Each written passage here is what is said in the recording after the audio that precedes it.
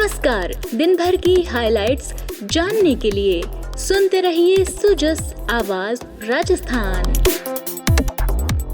प्रदेश की खास खबरों में शेखर और मेधा के साथ सुनिए आज का सुजस पॉडकास्ट। सबसे पहले मुख्य समाचार। मुख्यमंत्री भजनलाल शर्मा ने ली 16वें वित्त आयोग के प्रतिनिधि मंडल के साथ बैठक। वित्तीय आवश्यकताओं से संबंधित महत्वपूर्ण बिंदुओं पर हुई विस्तृत चर्चा। मुख्यमंत्री ने भारी वर्षा से हुई जनहानि पर जताया शोक। मुख्यमंत्री सहायता कोष से 5-5 लाख रुपए की सहायता राशि की घोषणा।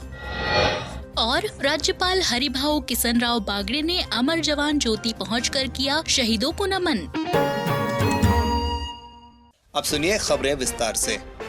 मुख्यमंत्री भजनलाल शर्मा ने आज मुख्यमंत्री कार्यालय में 16वें वित्त आयोग के प्रतिनिधि मंडल के साथ बैठक की। बैठक में वित्तीय आवश्यकताओं से संबंधित महत्वपूर्ण बिंदुओं पर विस्तृत चर्चा की गई। इस संबंध में जानकारी देते हुए मुख्यमंत्री ने अपने सोशल मीडिया संदेश में लिखा, हमारा ध्येय पथ विकसित भारत 2047 विकसित राजस्थान। आज मुख्यमंत्री कार्यालय में 16वें वित्त आयोग के प्रतिनिधि मंडल के साथ आयोजित बैठक में सहभागिता सुनिश्चित करते हुए राजस्थान के समग्र विकास, राज्य की वर्तमान आर्थिक स्थिति और भविष्य की वित्तीय आवश्यकताओं से संबंधित महत्वपूर्ण बिंदुओं पर विस्तृत चर्चा की। आत्मनिर्भर भारत की नई विकास गाथा में महत्वपूर्ण योगदान देने के उद्देश्य से आपणों अग्रणी राजस्थान के विजन के अनुरूप हमारी सरकार पूर्णतः संकल्पित है।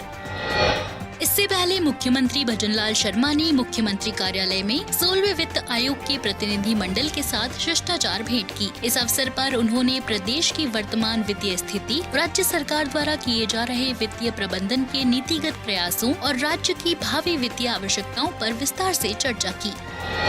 मुख्यमंत्री भजनलाल शर्मा ने आज जयपुर में भारी वर्षा से हुई जनहानि पर शोक जताया। आपको बता दें कि आज सीकर रोड स्थित VKI में पानी में डूबने से 3 लोगों की मृत्यु हो गई। मुख्यमंत्री ने मृतकों के परिजनों को सहायता के रूप में 4-4 लाख रुपए आपदा राहत कोष से और 1-1 लाख रुपए मुख्यमंत्री सहायता कोष से देने की मंजूरी दी है। उन्होंने आपदा प्रबंधन के लिए अधिकारियों को भी चुस्त दुरुस्त रहने के निर्देश दिए हैं। उप मुख्यमंत्री दिया कुमारी ने मीडिया से बातचीत में ये आश्वस्त किया कि प्रशासन की ओर से आपदा प्रबंधन के पुख्ता इंतजाम किए जाएंगे। काम भी जो शुरू हुआ है मानसून में अभी शुरू किया। अभी मैंने एक तो शिलान्यास किया था इसके ड्रेनेज वाले काम का। बाकी काम मेरा यही था कि मानसून के बाद तुरंत शुरू करेंगे ताकि नेक्स्ट मानसून से ये प्रॉब्लम पूरे जयपुर में हम लोग इस पे ध्यान देंगे। जो कि एक वाटर पंपिंग मशीन है ना, वो भी हम लोगों ने अभी एक्स्ट्रा प्रोक्योरमेंट की बात की है कि उसमें भी थोड़ी सी कमी है, कम है। जब वो भी अगर हो जाएंगे तो जैसे ही पानी भरता है हर विधानसभा क्षेत्र में अगर अवेलेबल होगी तो उसको तुरंत वहाँ ले जा सकते। पूरी तरह से हमारी सरकार, हमारे मुख्यमंत्री जी चिंतित है।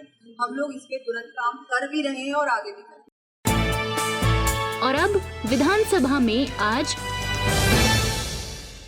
चिकित्सा एवं स्वास्थ्य मंत्री गजेंद्र सिंह ने विधानसभा में कहा कि राज्य सरकार की ओर से प्रदेश में चोरी, लूटपाट और अन्य आपराधिक घटनाओं की रोकथाम के लिए गंभीरता से प्रयास किए जा रहे हैं। उन्होंने बताया कि प्रदेश में संगठित अपराधों को रोकने के लिए 16 दिसंबर 2023 को एंटी गैंगस्टर टास्क फोर्स का गठन किया गया है। इसके अलावा प्रत्येक जिले में पुलिस निरीक्षक की अगुवाई में 7 से 15 पुलिस कर्मियों की स्पेशल टीम का भी गठन किया गया है। सुरक्षात्मक उपाय करते हुए अपराधियों के डेटाबेस तैयार किए जा रहे हैं। साथ ही सार्वजनिक स्थानों पर CCTV कैमरों की संख्या भी बढ़ाई गई है। चिकित्सा एवं स्वास्थ्य मंत्री प्रश्नकाल के दौरान सदस्य द्वारा इस संबंध में पूछे गए पूरक प्रश्नों का गृह मंत्री की ओर से जवाब दे रहे थे। एंटी गैंगस्टर टास्क फोर्स जो है हमारी सरकार ने 16/12/2023 को हमने गठित की, जिससे मुझे लगता है कि ये जो जितनी भी चोरी है उसके अंदर काफी कामयाबी मिली। हर जिले के अंदर डिस्ट्रिक्ट स्पेशल टीम गठित है जिसमें इंस्पेक्टर उसको हेड करता है और करीबन 7 से 15 उसके अंदर पुलिस कर्मचारी उनके अंडर काम करते हैं। हिस्ट्री शीटर्स के ऊपर विशेष ध्यान रखा जा रहा है और जो पोटेंशियल क्रिमिनल्स जो हैं वो गुंडा एक्ट के थ्रू प्रिवेंटिव मेजर्स भी उनमें ली जा रही है। गश्त भी बढ़ा रहे हैं। डेटाबेस जो क्रिमिनल्स के हैं जिसके अंदर IT को यूज करके उनकी फोटो, फिंगरप्रिंट्स, उनको भी हमने एनहांसमेंट दिया ताकि कोई भी मोटरसाइकिल इधर उधर जा रहा है तो पुलिस वाला रोक के तुरंत वेरिफिकेशन उसको कर सके। सके। पब्लिक प्लेसेस में सीसीटीवी कैमरा भी हमने बढ़ा दिए और हमारे पुलिस को हमने अवगत करा दिया कि आपके किशनगढ़ क्षेत्र में विशेष ध्यान रख के और आपकी चेकिंग वगैरह जो भी है वो गश्त को बढ़ा दी जाए। सार्वजनिक निर्माण राज्य मंत्री मंजू बागमार ने बताया कि लालसोट सवाई माधोपुर स्टेट हाईवे पर बगड़ी स्थित टोल प्लाजा पर टोल संग्रहण की समयावधि 23 अगस्त 2038 तक निर्धारित है। उन्होंने जानकारी दी कि सड़क विकास अधिनियम 2002 के तहत इस टोल प्लाजा से टोल संग्रहण किया जा रहा है। सार्वजनिक निर्माण राज्य मंत्री प्रश्नकाल के दौरान सदस्यों की ओर से इस संबंध में पूछे गए पूरक प्रश्नों का जवाब दे रही थी। जैसा कि मैंने बताया कि राजस्थान के अंदर जो ओल्ड पॉलिसी के अंदर बने हुए हैं उसमें केवल 3 ही टोल प्लाजा ऐसे हैं जहां पर जो 2002 की, वैसे तो सारे टोल प्लाजा जो है वो पॉलिसी के अकॉर्डिंग है, फिर भी केवल 3 टोल प्लाजा ऐसे जिनके मध्य दूरी कम है और वहां पे टोल संग्रहण किया जा रहा है। केवल ये सर जो है वो नियमों के अनुसार ही है। केवल इनमें जो है वो चेक बैरियर बना रखा है यहाँ पर, जैसा कि उन्होंने बताया, पूछा है कि चेक बैरियर और दूरी की जो प्रोविजन किया गया है 2015 की पॉलिसी के अनुसार, उसमें न्यूनतम दूरी 40 किलोमीटर का प्रावधान किया गया है। ये जो टोल प्लाजा की बात कर रहे हैं वो 2002 की पॉलिसी के अनुसार है, तो इसके अंदर जो है फिर भी यदि माननीय सदस्य ये कहते हैं तो उसका परीक्षण करवा लिया जाए। उद्योग एवं वाणिज्य राज्य मंत्री के बिश्नोई ने कहा कि प्रदेश में कृषि आदानों के परीक्षण के लिए 7 राज्य बीज परीक्षण प्रयोगशालाएं, 7 राज्य उर्वरक परीक्षण प्रयोगशालाएं और 1 राज्य जैव उर्वरक परीक्षण प्रयोगशाला संचालित है। उन्होंने जानकारी दी कि एक समन्वित उर्वरक, बीज और कीटनाशक परीक्षण प्रयोगशाला सीकर जिले में निर्माणाधीन है, जिसका कार्य अगले वर्ष मार्च माह तक पूरा कर लिया जाएगा।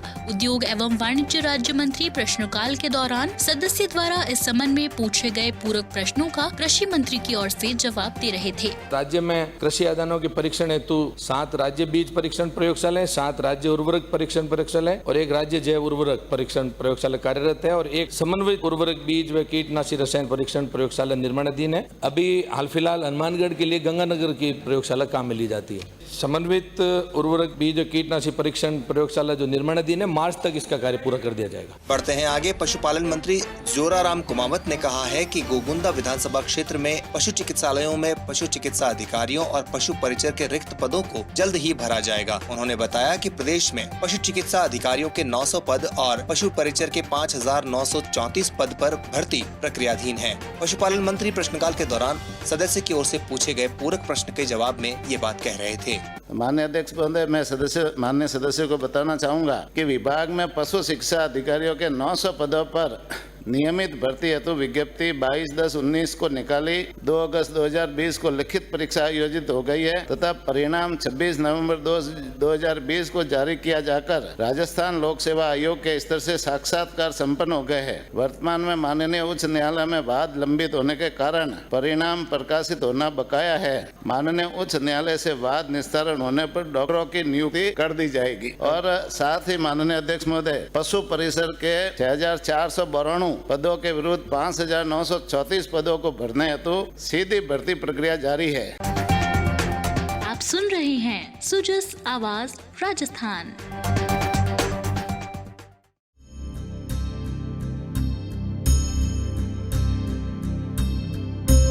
बढ़ते हैं आगे। राज्यपाल हरिभाऊ किशनराव बागड़े ने आज जनपद स्थित अमर जवान ज्योति पहुंचकर पुष्प चक्र अर्पित किया। राज्यपाल श्री बागड़े ने अमर जवान ज्योति पर वीर शहीदों को श्रद्धांजलि देते हुए कहा कि वीर शहीद हमारे देश के गौरव हैं, जिनसे हम सब आलोकित होते हैं। उन्होंने वहां रखी विजिटर बुक में लिखा कि मां भारती के लिए अपने प्राणों की परवाह किए बिना प्राण न्यौछावर करने वाले शहीदों को मेरा नमन है। मैं उन्हें श्रद्धा सुमन अर्पित करता हूँ।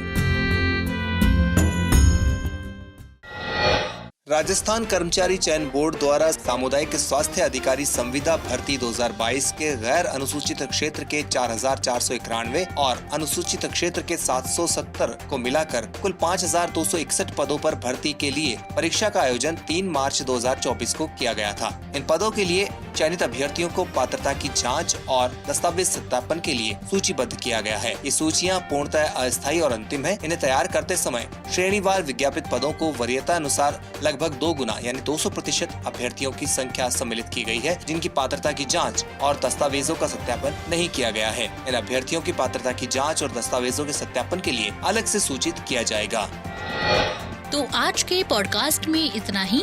मेधा और शेखर को दीजिए इजाजत। कल फिर होगी आपसे मुलाकात। तब तक के लिए नमस्कार।